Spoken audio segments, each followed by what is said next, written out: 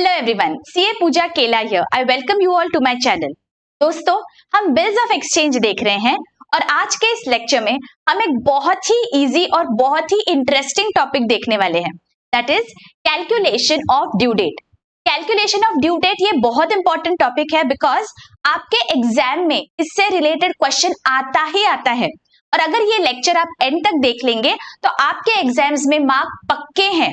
आपको ये क्वेश्चन जरूर आएगा, लिख लीजिए आप, ये क्वेश्चन जरूर आता है। So please ensure that you watch this lecture till the end, B very very attentive. मैं कॉन्सेप्ट भी समझाने वाली हूँ और प्रॉब्लम्स भी लेने वाली हूँ आपके टेक्स्ट बुक में से। तो let's get started with today's lecture. देखिए, कैलकुलेशन ऑफ ड्यू डेट मतलब क्या होता है, पहले तो समझते हैं due date of a bill of exchange मतलब क्या। जैसे हम देखा दैट जब भी डेटर होता है वो प्रॉमिस करता है, वो बोलता है दैट ओके इतने महीनों बाद मैं आपको पेमेंट करूंगा, राइट। वो बिल ऑफ एक्सचेंज में मेंशन किया होता है। तो जो डेट बिल ऑफ एक्सचेंज में मेंशन की होती है, टेन्योर जो मेंशन किया होता है, that is 90 days, 60 days, 1 month, 3 month, ये कितने दिनों के बाद इट विल फॉल ड्यू, तब कितने दिनों के बाद क्रेडिटर जा सकता है डेटर के पास और बोल सकता है कि बाबा मुझे आप पैसा दो। वो डेट हमें यहाँ पे कैलकुलेट करनी है। Now let us look at an example. हमारे लाला जी है एंड बंटी है, ठीक है। लाला जी ने बिल ड्रॉ किया है बंटी पे। Lala ji has drawn the bill on 1 March 2020, ठीक है। लाला जी ने बंटी पे बिल ड्रॉ किया, अभी बंटी ने एक्सेप्ट किया ऑन 4 मार्च 2020, ठीक है। 2-3 दिन लगा दिए बंटी ने एक्सेप्ट करने के लिए। अभी लाला जी ने ये बिल का टेन्योर रखा था 3 मंथ्स का बिल, ठीक है, which is an after date bill. Bill के अलग अलग नाम होते हैं, ये आफ्टर डेट वाला बिल है। आफ्टर डेट क्या होता है हम अभी कैलकुलेशन करते वक्त देखेंगे। Everything else remains the same, सिर्फ आपके ड्यू डेट का कैलकुलेशन चेंज होता है। आफ्टर डेट बिल है, 3 महीने का इसका टेन्योर है। अभी लाला जी का सवाल है दैट मैं कब जा सकता हूं बंटी के पास पैसे मांगने के लिए। तो ऐसे केस में हमें लाला जी की मदद करनी है by solving how to calculate due date in this scenario. तो अभी हमें क्या करना है, पहले तो whenever it is an after date bill हमें देखना है कब बिल ड्रॉ हुआ था। Bill was drawn on 1 March 2020। यहाँ पे हम लिख देंगे when was the bill drawn, 1 March 2020। Tenure क्या है बिल का, इट इज 3 मंथ्स, करेक्ट।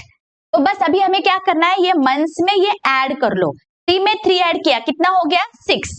तो 1 June 2020 this will be the due date according to us. हमने सोचा दैट ओके ये ड्यू डेट होना चाहिए, लेकिन हमें लॉ में बताया गया है that you have to give 3 days grace period to the debtor to make the arrangements। अगर वो भूल गया होगा या कुछ हो गया होगा, so just let him take 3 more days। तो यहाँ पे हम क्या करेंगे, 1 जून में हम 3 days grace ऐड करते हैं, 3 days। तो ये 3 यहाँ पे आप ऐड करिए, 1 + 3 is how much, 4।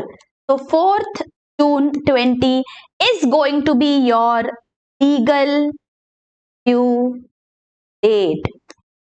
समझ में आ गया। हमने क्या किया, कौन से दिन बिल ड्रॉ हुआ था वो देखा। This is an after date bill, तो जिस दिन ड्रॉ होता है उस दिन से आपका कैलकुलेशन स्टार्ट हो जाता है। The tenure of the bill was 3 months, तो बस मंथ्स में मंथ्स ऐड कर दो। 1 जून 2020, अभी 1 जून 2020 को हम क्या बोलते हैं, this is known as our nominal due date. It is just for name sake, ये एक्चुअल ड्यू डेट नहीं है। एक्चुअल ड्यू डेट कैलकुलेट करने के लिए आपको नॉमिनल ड्यू डेट में ग्रेस डेज ऐड करना है, then you will get the legal due date in this scenario. अभी 4 जून को जाके लाला जी जा सकते हैं बंटी के पास और बोलेंगे दैट बंटी मेरा पैसा दे दो। Getting it? This is how you calculate after date. अगर बिल रहेगा और उसका टेन्योर मंथ्स में होगा तो आपको इस तरह कैलकुलेट करना है। Getting it? अभी इसमें बहुत सारे वेरिएशंस हो सकते हैं। Let us look at all the variations one by one. मैं बहुत डिटेल में, बहुत इजी लैंग्वेज में आपको समझाने वाली हूँ। Let us understand step by step, ठीक है। अभी अगर यहाँ पे आपको ऐसे दिया गया होता that the tenure of the bill is not 3 months, It is 90 days. Everything else is the same. After date bill है, everything else remains the same और 90 days का बिल है. तो आप बोलोगे madam 90 days and 3 months is one and the same, तो same due date आएगा. It will be wrong. आपको अगर days में दिया गया है तो आपको कैलकुलेट भी days में करना है. यहाँ पे months दिया गया था तो हमने months में month ऐड कर दिया, isn't it? लेकिन अगर days है तो our calculation is going to change now. So let us see days में हम calculation कैसे change करते. देखिए आफ्टर डेट बिल है. When was it drawn? It was drawn on 1st March 2020. 1st March 2020. तो this is our starting date 1st March. अभी हमारा tenure क्या है? 90 days is the tenure. Alright, अभी हमें मंथ्स देखने कौन से आ रहे हैं बीच में. अभी ये मार्च से स्टार्ट हो रहा है, राइट? मार्च, अप्रैल, मई, जून. मार्च में टोटल डेज कितने होते हैं बताइए मुझे. मार्च में टोटल होते हैं 31 days. Now B very very attentive. यहाँ पे जब फर्स्ट को बिल ड्रॉ हो गया है तो हमें फर्स्ट एक्सक्लूड करना है हमारे कैलकुलेशन में. तो मार्च में कितने दिन बचे हैं अभी? 31 minus 1 that is 30 days. Getting it? हमने 1 माइनस कर देना है टोटल नंबर ऑफ डेज में से. मार्च में टोटल होते हैं 31 डेज. मैंने 1 माइनस कर दिया तो मेरे पास बचा कितना? 30. अभी 90 में से आप 30 माइनस करो. How many days are remaining? 60 days, right? तो अभी अगला महीना कौन सा आ रहा है? Next month is April. April में कितने दिन होते हैं? अप्रैल में होते हैं 30 डेज, राइट? तो यहां से 30 माइनस कर लेते हैं. कितना बचा? 30 days is remaining, right? अभी मई में कितने दिन होते हैं? मई में तो टोटल 31 डेज होते हैं. हमें इतने दिन की जरूरत ही नहीं है because 30 days is the only time period left. तो यहाँ पे हम लिखेंगे 30 डेज ऑफ मई. तो हमारा ड्यू डेट क्या आ गया इस सिनेरियो में? 30th May is our nominal due date. Nominal date. Okay, 30th में हमारा नॉमिनल ड्यू डेट है. अभी हमें पता है दैट नॉमिनल ड्यू डेट में हम कितने दिन ऐड करते हैं? 3 ग्रेस डेज, राइट? अभी मुझे बताइए 3 ग्रेस डेज ऐड करने के बाद हमारा लीगल ड्यू डेट क्या आएगा? लीगल ड्यू डेट इस सिनेरियो में क्या आएगा? सबसे पहले हमें याद रखना है मई में कितने दिन होते हैं बच्चों? मई में 31 डेज होते हैं. तो जब हम 3 दिन ऐड करेंगे 31st में will be our first date, 1st June and 2nd June. तो हमारी ड्यू डेट यहाँ पे क्या आएगी? 2nd June 2020 will be our due date. Getting it? 31st में को हमें भूलना नहीं है. बहुत बार क्या हो जाता है 30th में चलो हम स्टार्ट कर देते हैं 1st जून से. नहीं, then your answer will be incorrect. Getting it? Please ensure that you are very very attentive while solving these problems. में आपकी ड्यू डेट आ रही है 30th में नॉमिनल, लेकिन आपको 3 दिन ग्रेस देना है. तो 31st, 1st and 2nd. 2nd June is going to be your legal due date in this scenario. Getting it? देखिए 90 डेज और 3 मंथ्स में कैसे डिफरेंस आता है. यहाँ पे आपका 2nd जून आ गया, यहाँ पे आपका 4th जून आ रहा था, right? This is the difference जब हम डेज में कैलकुलेट करते हैं और मंथ्स में करते हैं. Understood clearly? अगर आफ्टर डेट बिल होता है तो हम कैसे कैलकुलेशन करते हैं? I hope this is very very clear. अभी हम देखते हैं next type of bill. Next type of bill है आफ्टर साइट बिल. अभी आफ्टर साइट का मतलब क्या होता है? That whenever the bill is accepted, उस दिन से आपका कैलकुलेशन स्टार्ट होगा. देखिए यहाँ पे हमने कब से स्टार्ट किया था? जब बिल ड्रॉ होता है तब से कैलकुलेशन स्टार्ट किया. अभी आफ्टर साइट बिल है तो जब बिल एक्सेप्ट हुआ. यहाँ पे बिल कब एक्सेप्ट हुआ है?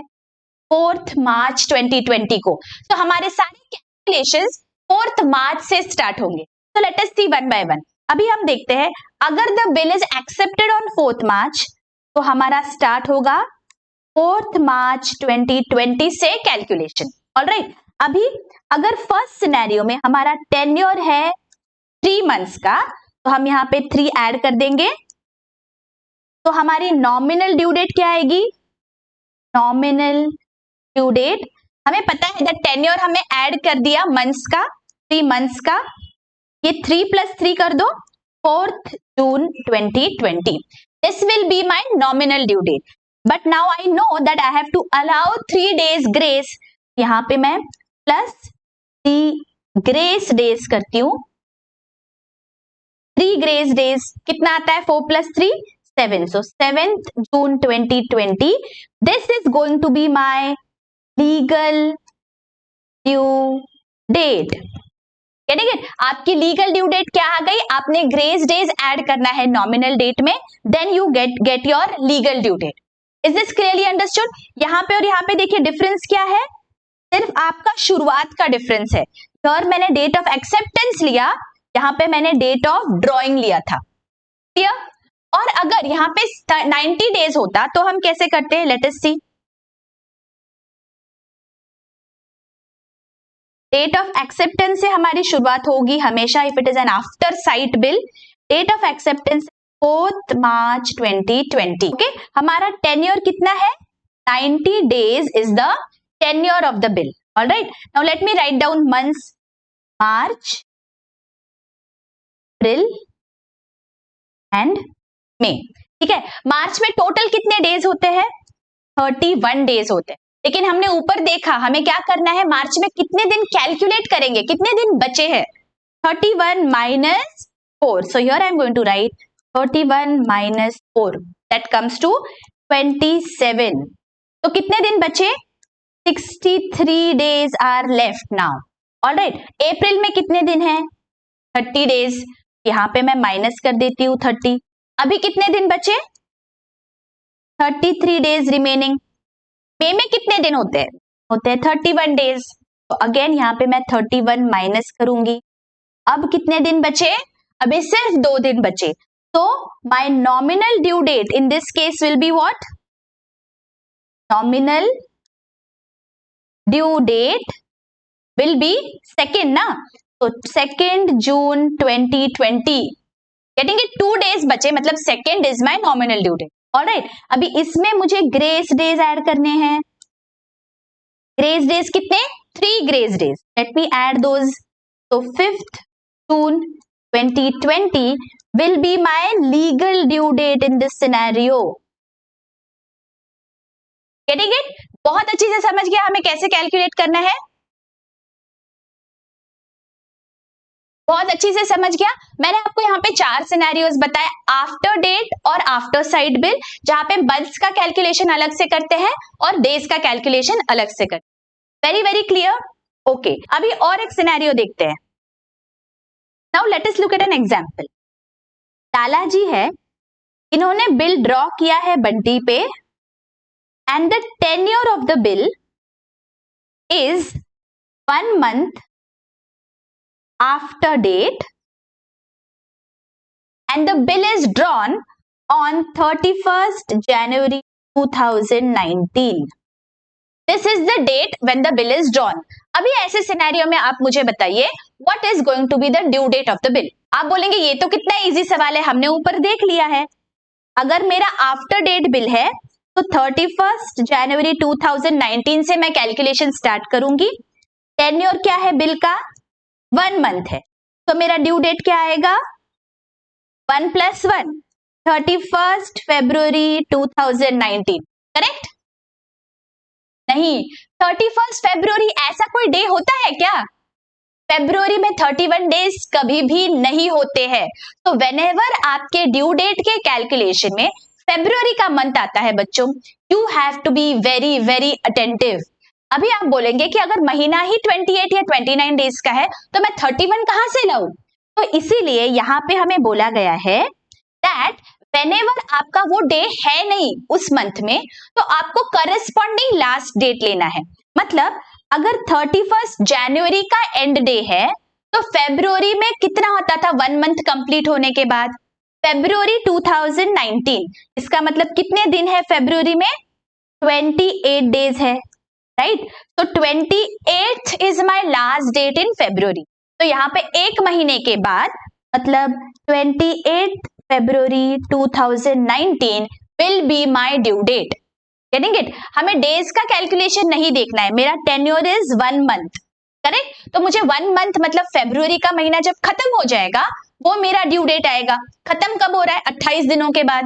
तो 28 will be my nominal due date. अभी यहाँ पे मैं ग्रेस डेज ऐड कर दूंगी। कितने होते हैं grace days? 3। Now again 3 grace days मेरे मार्च में जाएंगे बिकॉज फरवरी में तो कुछ बचा ही नहीं है अभी। तो मार्च में क्या होगा? 1 मार्च, 2 एंड 3, राइट? तो मेरा फाइनल ड्यू डेट क्या आ जाता है? Legal due date 3 March 2019। Clear? When February is there in the picture, just be very very careful. कितने डेज आ रहे हैं फरवरी में, और प्लीज गलती से 31 फरवरी मत लिख के आ जाइए, 31 होता ही नहीं है। ओके, नींद में पेपर सॉल्व नहीं करना है। Be very very attentive when you are solving, ठीक है? ये बहुत पक्के मार्क्स है आपके, सिली मिस्टेक्स मत करके आ जाना। ऑलराइट, अभी यहाँ पे और कुछ ट्विस्ट हो सकते हैं। अगर सेम प्रॉब्लम है और हमें बोला गया है 30 डेज का कैलकुलेशन करो, 30 डेज हमारा टेन्योर है, तो हम कैसे करेंगे बच्चों? सिंपल है ना, हमें कैसे करना है? आफ्टर डेट बिल है। When was it drawn? It was drawn on 31 January 2019। 30 days का पीरियड है, करेक्ट? अभी मुझे देखना है जनवरी में कुछ दिन तो बचे नहीं है, फरवरी में कितने दिन आते हैं? 2019 है, सो फरवरी में 28 डेज आएंगे। तो मुझे यहाँ पे 28 माइनस करना है। कितने दिन बच गए? 2 डेज। तो मेरा नॉमिनल ड्यू डेट क्या आएगा? नॉमिनल ड्यू डेट 2 मार्च 2019, राइट? इसमें अभी मुझे ग्रेस डेज ऐड करने हैं। ग्रेस डेज कितने? 3 होते हैं, तो 2 + 3 is 5। तो 5 मार्च 2019 is going to be my legal due date. Legal due date in this scenario. Getting it? ये कैलकुलेशन हमने कैसे किया? फरवरी महीने में 28 डेज थे, तो मैंने उतने माइनस किए, तो 2 दिन बच जाते, इसलिए मार्च में मेरा नॉमिनल ड्यू डेट आया, उसमें मैंने ग्रेस डेज ऐड कर दी। Getting it? क्लियर? फरवरी आता है तो कैसे करना है? अभी let us see one more scenario. अगर हमारा यहाँ पे date of when the bill was drawn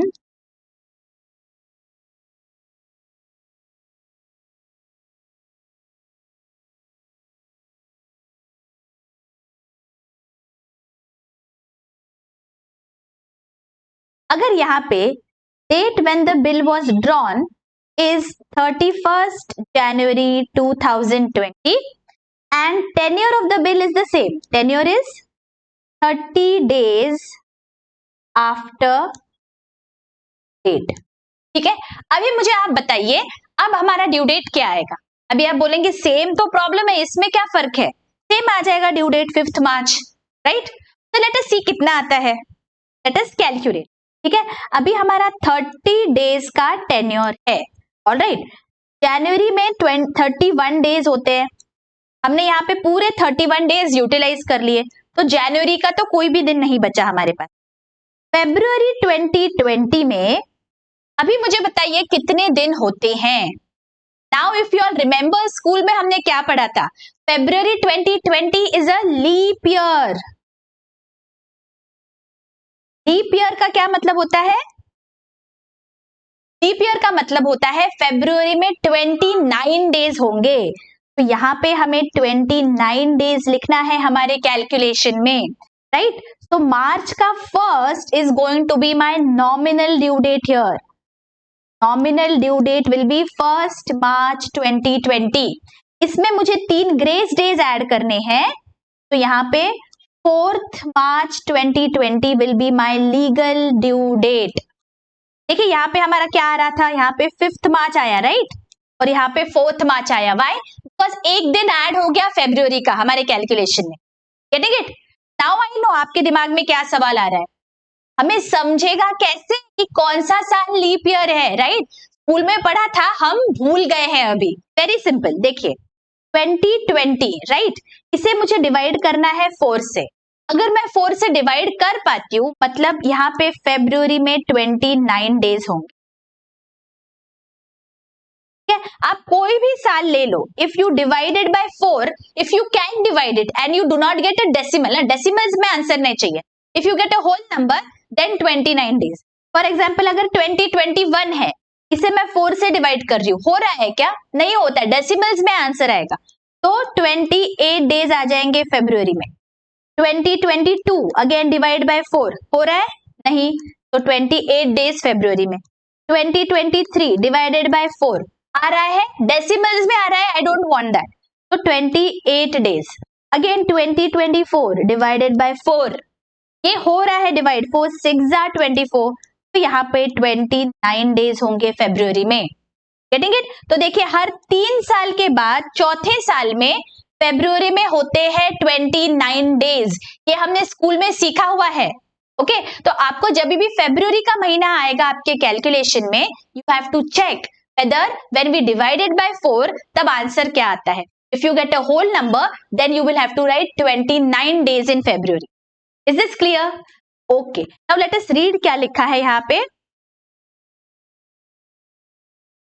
After date bill. After date bill is payable at a fixed period. The due date of the bill is calculated from the date of drawing. ये हमने देखा है ऊपर, जब date of drawing होता है उससे हम calculation start करते हैं। And grace period of 3 days are allowed on these bills, right? After sight bill, the due date of this bill is calculated from the date of acceptance. Grace period of 3 days are allowed on this. जब date of acceptance होगा वहां से हम calculation start करेंगे when the bill is an after sight bill. ठीक है? Next, on demand or at sight. These bills are payable immediately on presentation to the drawee. On demand मतलब जैसे ही लाला जी लेके जाएंगे बंटी के पास, उस दिन बंटी को पैसा देना है। अगर एट साइट या ऑन डिमांड होता है तो तुरंत आपको जैसे ही बिल प्रेजेंट हो गया आपको पैसा देना होता है। ठीक है? Time period is not mention for these bill and grace days are not allowed on such bills. Clear? Next, due date of bill or date of maturity. If the due date falls on a public holiday, payment is to be made on a preceding working day. इसका क्या मतलब हो रहा है? अगर आपका legal due date falls on any national holiday, मतलब 15th August या फिर 26th January या फिर 2nd October, कोई भी नेशनल हॉलीडे पे अगर आता है तो कौन सा ड्यू डेट आपको लेना है? Preceding working day. प्रीसीडिंग मतलब पहला, तो 15th अगस्त से पहले क्या आ जाएगा? 14th अगस्त। करेक्ट? 26th जनवरी है तो 25th January will be your legal due date. 2nd अक्टूबर है तो 1st October becomes your legal due date. Getting it? Preceding working day. Understood? लेकिन अगर इमरजेंसी हॉलीडे डिक्लेयर हो जाता है, जैसे कोविड में देखिए बहुत दिन इमरजेंसी डिक्लेयर हो रहा था, इमरजेंसी हॉलीडे डिक्लेयर हो रहा था, ऐसे सिनेरियो में next working day will be your legal due date. मतलब फॉर एग्जांपल अगर 25 मार्च 2020 आपकी लीगल ड्यू डेट आ रही है, लेकिन इस दिन इमरजेंसी हॉलीडे डिक्लेयर हो गया तो आपकी एक्चुअल ड्यू डेट क्या आ जाएगी? 26 मार्च 2020, next working day. Getting it? Clearly understood? अभी हमें क्या करना है, अभी हम कुछ टेक्स्ट बुक में से प्रॉब्लम सॉल्व करेंगे साथ में बच्चों, ताकि ये कॉन्सेप्ट बहुत अच्छे से हमारा रिवाइज हो जाए और हमारे मार्क्स पक्के हो जाए एग्जाम में। ठीक है? So let us look eight problems. आपके पेज नंबर 305 पे कुछ प्रॉब्लम्स है, वो हम देखने वाले हैं। What is the first problem? देखो सबसे पहले हमें क्या करना है, टेन्योर ऑफ द बिल देखना होता है। टेन्योर में अगर आफ्टर डेट लिखा है तो आप फिर डेट ऑफ ड्रॉइंग देखो। Date of drawing is 30th January 2019। तो कैलकुलेशन में मुझे डेट ऑफ ड्रॉइंग यूज करना है बिकॉज आफ्टर डेट बिल है। तो मेरा फर्स्ट वर्किंग नोट क्या आएगा? तो मेरा फर्स्ट वर्किंग नोट में मैं लिख दूंगी date of drawing is 30th January 2019 and tenure is 60 days. ठीक है, so let us calculate one by one. जनवरी में कितने दिन है? 31। यहाँ पे 30 डेज यूज हो गए तो कितने बचे? 31 minus 30, 1 day. 60 minus 1 that is 59 days. तो फेब्रुवरी में कितने दिन होते हैं? फेब्रुवरी 2019 है। This is not a leap year, तो फेब्रुवरी में रहेंगे 28 डेज। यहाँ पे मैं 28 माइनस कर रही हूं, कितना बचा? 31। तो मार्च में 31 डेज होते हैं, तो 31 मार्च 2019 becomes my nominal due date, correct. लेकिन इसमें मुझे 3 ग्रेस डेज भी तो ऐड करने हैं, तो 3 grace days I will add and this will be 3rd April 2019 because मार्च तो खत्म हो गया 31st को, राइट? तो first, second, third April will be my due date in this, alright? Okay, तो यहाँ पे चलो लिख लेते हैं 3rd April 2000। समझ में आ गया कैसे कैलकुलेशन करना है? देखो अभी नेक्स्ट क्या आ रहा है, 3 months after site. After site मतलब डेट ऑफ एक्सेप्टेंस हमें देखना होगा, that is 21 August 2019। So let us do our second calculation here. Date of acceptance क्या है?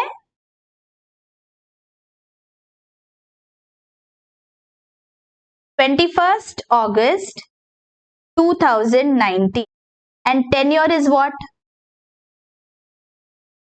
3 months after site. 3 months I will add in this date. 8 plus 3 is what? 11. 21/11/2019 will be my nominal due date. Correct? तो मुझे grace days add करने हैं 3, तो ये आ जाता है 24/11/2019। This is my legal due date. Clear? So let us write this down. 24/11/2000। समझ में आ रहा है? ओके, आगे देखो, वापस टेन्योर क्या दिया है? 1 month after date. After date है तो डेट ऑफ ड्रॉइंग देख लेते हैं, 23rd December 2019। तो नेक्स्ट वर्किंग नोट बनाएंगे, when was it drawn? 23rd December 2019। The tenure is what? 1 month after date, 1 month का टेन्योर है, राइट? तो मेरा ड्यू डेट क्या आएगा यहाँ पे? 23/13/2019, है ना? नहीं, 13 मंथ्स नहीं होते हैं, जागो, हमें सोना नहीं है। आई वॉन्टेड टू चेक आपका कितना ध्यान है। देखिए, दिसंबर है तो अगला महीना स्टार्ट हो जाएगा, अगला साल स्टार्ट हो जाएगा, तो 23/1/2020 आएगा। This will be my nominal due date, correct? Be very very careful, okay? जब भी दिसंबर आता है आपको अगला साल लेना है 2020। यहाँ पे 3 grace days, that is 26/1/2020, right? Now 26 is what? National holiday है, तो preceding working day, preceding is what? 25th January 2020। This will be my legal due date. चलो यहाँ पे लिख लेते हैं 25th January, ओके? अच्छा, आगे क्या है देखो, 1 month आफ्टर डेट बोला है और आपका date of drawing is 28th January 2019। देखिए यहाँ पे date of acceptance is 28th January 2020। There is a printing mistake, तो ये जो 2019 है उसे आप हटा के यहाँ पे लिख दो 2020। तो your date of drawing is 28th January 2020, ठीक है? तो अभी हमारा कैलकुलेशन स्टार्ट करेंगे वर्किंग नोट में। Date of drawing is 28th January 2020. The tenure of the bill is what? 1 month after date. So 1 plus 1, that is 2. So 28th February 2020 becomes my nominal due date. इसमें मुझे 3 grace days देने हैं, right? अभी मुझे देखना है, February है, so I will have to pause and check. 2020, that means it is a leap year, तो 29 डेज होंगे फेब्रुवरी में। यहाँ पे 29th February will be my first grace day, फिर 1st March and then 2nd March, right? तो मेरा actual legal date क्या आएगा? 2nd March 2020 will be my legal due date. So let me write this down. 2nd March. I hope this is very very clear. ठीक है, last क्या है देखो, tenure 45 days after date. Date क्या है? 30th June 2019. Calculation start करते हैं. When was it drawn? 30th June 2019. 45 days है, तो 45 days I am going to calculate. June से स्टार्ट करते हैं. जून, जुलाई, अगस्त. जून में 30 डेज होते हैं, यहाँ पे पूरे 30 यूटिलाइज हो गए, तो जून का 0, राइट. जुलाई में होते हैं 31 डेज, तो मैं यहाँ पे 31 माइनस करूंगी. कितना बच रहा है? 14 डेज. तो मेरी नॉमिनल ड्यू डेट क्या आ जाएगी? 14th August 2019. इसमें मुझे ग्रेस डेज ऐड करने हैं, तो 17th August 2019 becomes my legal due date. So let us write this down here. August. I hope ये बहुत अच्छी से समझ गया है बच्चों आपको. Okay? Now let's move to the next problem. Okay? ये प्रॉब्लम में हमें नॉमिनल ड्यू डेट और लीगल ड्यू डेट दोनों भी यहाँ पे पूछा गया है. ठीक है, so let us see one by one. सबसे पहले जब भी हमारे पास प्रॉब्लम आता है हम टेन्योर देखते हैं. टेन्योर क्या है? 45 डेज एंड आफ्टर डेट है. तो आफ्टर डेट मतलब डेट ऑफ ड्रॉइंग से कैलकुलेशन स्टार्ट होगा. That is 3rd Jan 2020 in this case. तो our first working note, date of drawing is 3rd Jan 2020, right. And 45 days है. January, February. जनवरी में होते हैं 31 डेज, तो यहाँ पे कितने बचे? 31 minus 3, that is how much? 28 days. ये कितना आ रहा है? 17th. तो दैट मीन्स मेरा नॉमिनल ड्यू डेट क्या आता है? 17 February 2020. यहाँ पे मुझे 3 ग्रेस डेज ऐड करने हैं, सो 20 February 2020 becomes my legal due date. Getting it? So let us write this down here. 20 February 2020 and 17 February.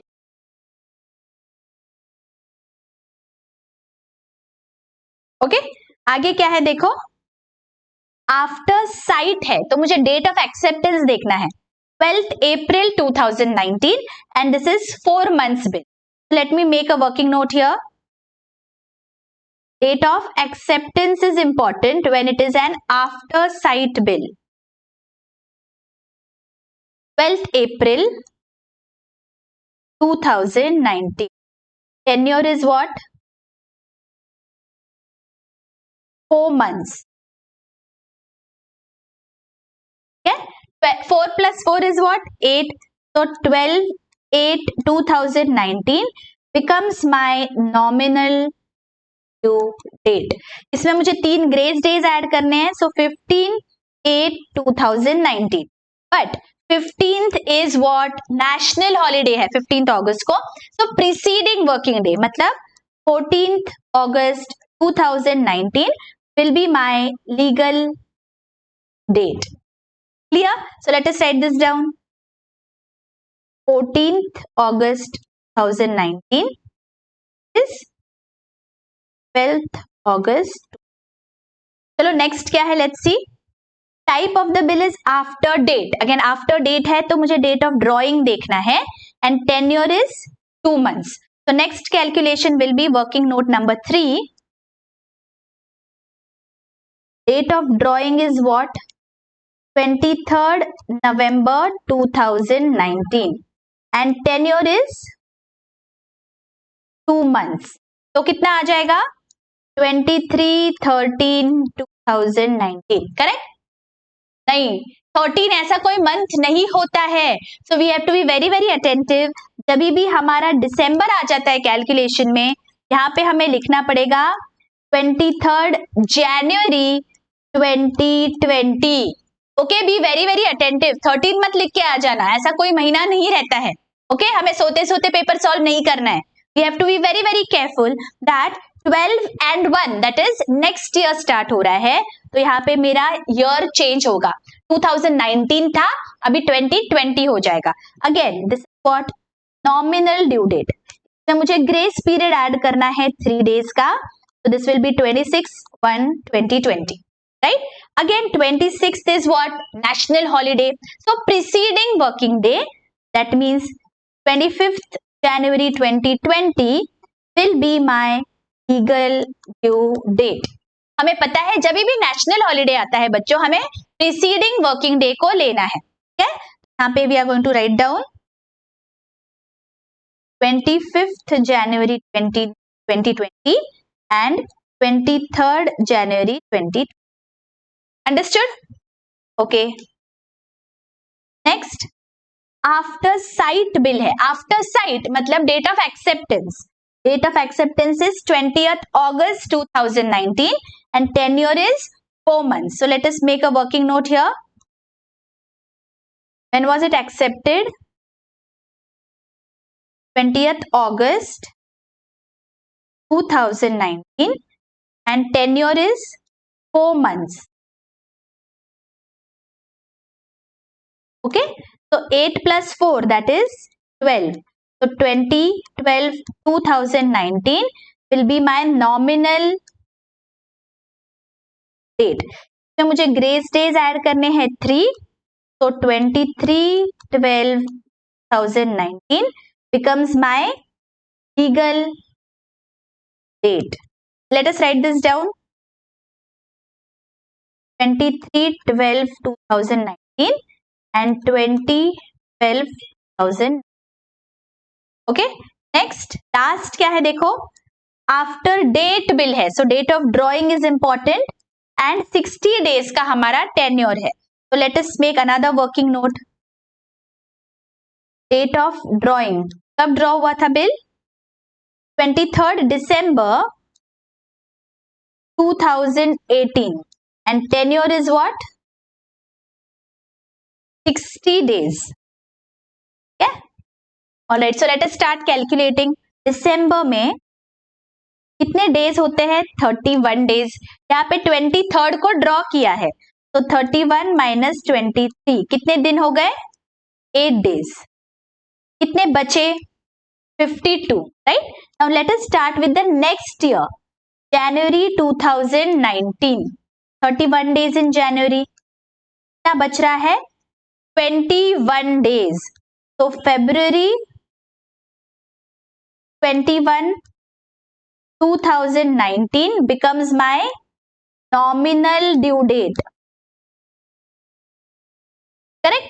Nominal due date में मुझे 3 ग्रेस डेज ऐड करने हैं, तो 24/2/2019 will be my legal date. I hope ये बहुत अच्छी से समझ गया है. Let us write this down here. 21 February 1994. All right. I hope this is very very clear बच्चों. मैंने सारे सिनेरियोज इंक्लूड कर लिए हैं यहाँ पे ड्यू डेट के कैलकुलेशन के लिए. होप ये बहुत अच्छी से समझ गया है. अगर अच्छी से समझ गया है, do hit the like button और जरूर प्यारे प्यारे कमेंट्स करिए बच्चों. आपके कमेंट्स का मुझे इंतजार रहता है. मुझे बहुत अच्छा लगता है जब आप कमेंट्स करते हो. It makes all my efforts worthwhile.